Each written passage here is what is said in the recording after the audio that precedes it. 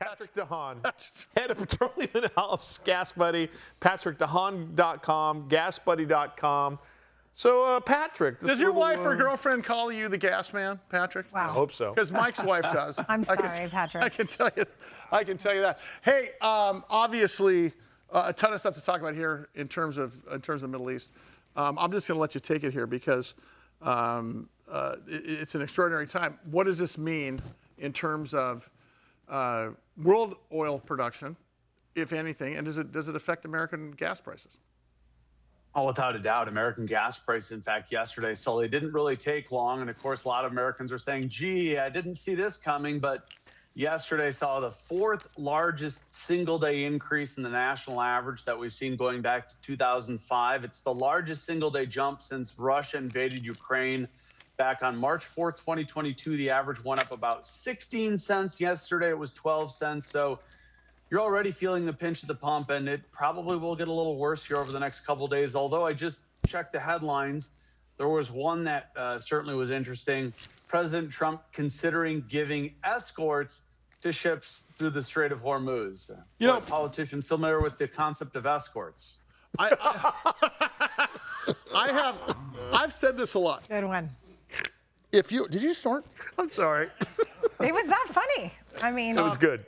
So I've said this before to you, our national audience. If you're getting your butt kicked at the pump, go buy a couple shares of Texaco stock or ConocoPhillips stock or ExxonMobil, for example. ExxonMobil just yesterday and Conoco were up 4 to 5% in the stock. Okay, Yeah.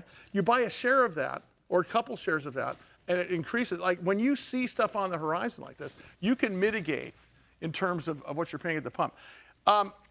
Is this, Patrick, like COVID economy where everything was switched off like a light switch and comes back like a sunrise?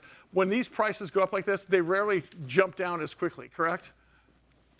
Yeah, you know, stations market price, and to your point, usually fear is a much more powerful emotion. So yeah, usually markets move up and down, and people do irrational stuff like go fill their tank up when prices are, like during 9/11, stations just arbitrarily raise prices 50 cents, and they feed off of the fear that consumers feel. Consumers feel like they need to go fill up because there's some sort of tidal wave coming. But, you know, I think for Californians, probably amongst the most well-seasoned of motorists, you've seen a lot of spikes, you've seen high prices. This is going to be an impact that most Americans feel, but it's not going to be record-setting, and it's not going to be the pace of increase is not going to be what we've seen in the past. It's going to be notable, though. Patrick, God forbid I would not want it to happen, but let's say Iran does hit one of the tankers in the Strait of Hormuz. How much does that affect oil prices globally, or is that, pardon the pun, just a drop in the bucket? Well, it is kind of a drop in the bucket. Those ultra-large crude carriers can hold 2 to 4 million barrels. And the U.S. has 410 million barrels of oil in the SPR, but the market doesn't look at those types of finite amounts as being imperative. It looks at the capacity. Like the Strait of Hormuz means a lot more because it moves, 20 to 25 million barrels move through the Strait of Hormuz every day. It's that the market really looks at. If that gets impeded, then that's a problem, not so much an individual tanker here and there. Okay.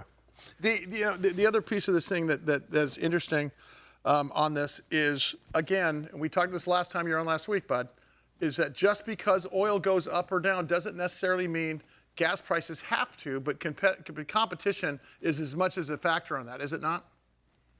Yeah, it really is. I mean, everyone right now, though, Sully, everyone's paying the higher price, and they see the price screaming higher. Energy companies, it's not quite like going to a fine restaurant where the seafood says MP or market price, but that's the way energy markets work, is up or down. Oil prices right now are the market price. Refiners are paying the market price. You and I are paying the market price. Right now, it's not to our advantage, but during COVID, not having to wait 2 months for lower prices was to our advantage. It does move both ways. It's a business liability, though. When you're home, when you go under contract for a home, you agree to a price.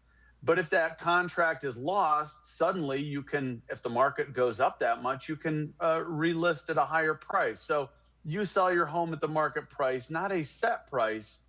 And, you know, oil companies, maybe that's not the strongest comparison, but the way the system works is everyone pays the market price, oil producers, refiners, you and I.